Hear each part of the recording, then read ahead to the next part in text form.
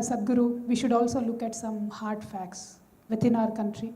There are about 3.5 lakhs of crimes committed against women every year.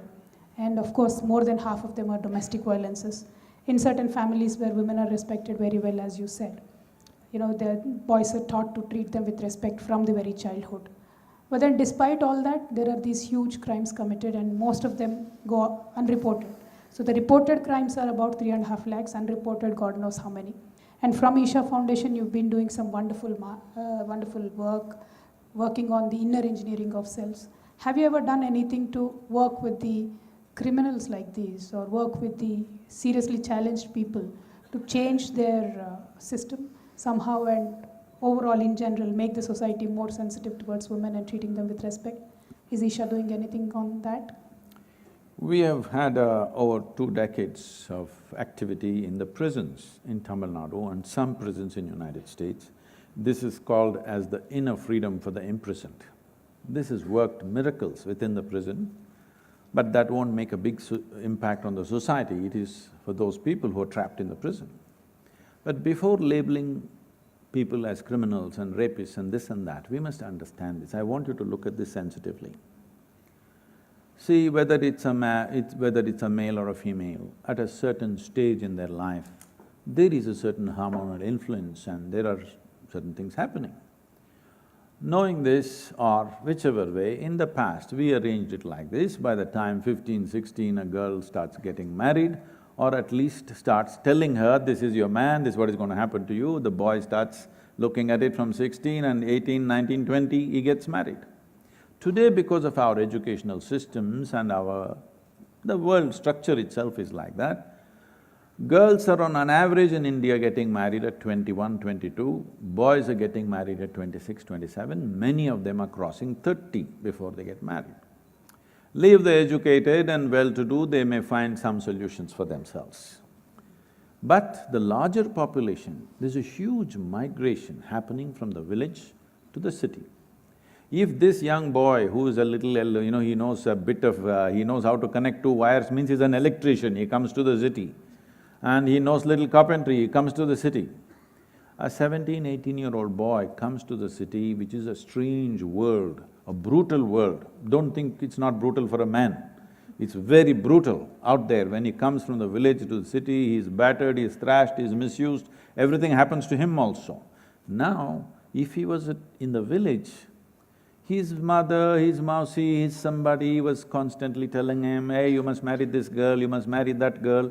I'm telling you, just a thought settles many things, that tomorrow or day after or next year I'm going to get married.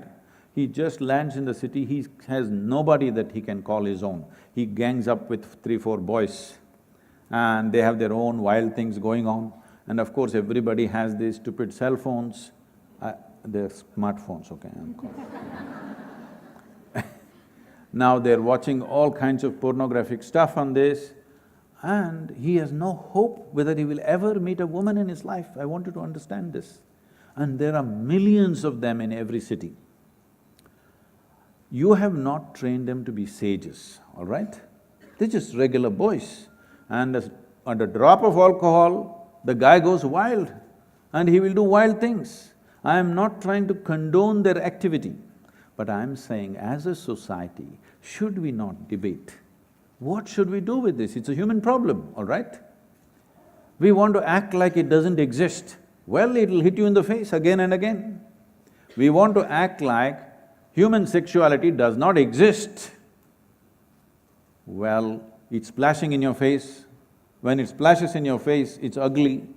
But is it not time we must at least debate what are we going to do with it?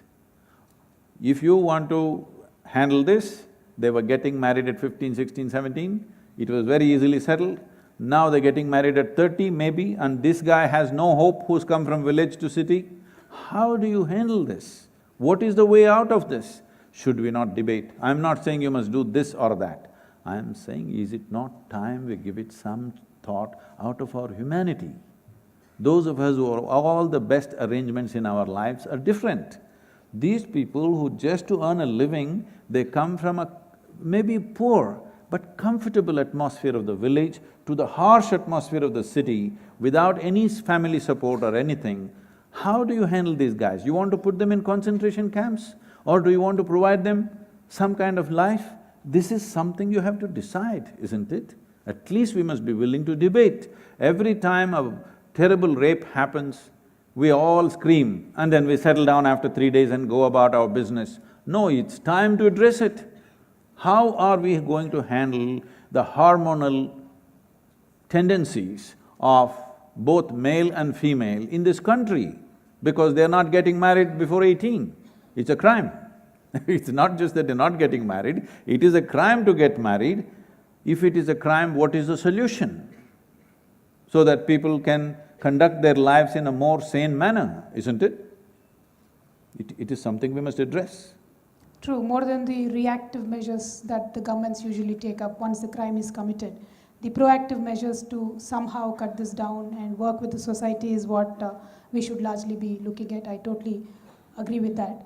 And I truly appreciate the work of Isha Foundation, where you have taken up rural rejuvenation, which kind of cuts down the migration into cities and makes more happy living for the people in the rural segments.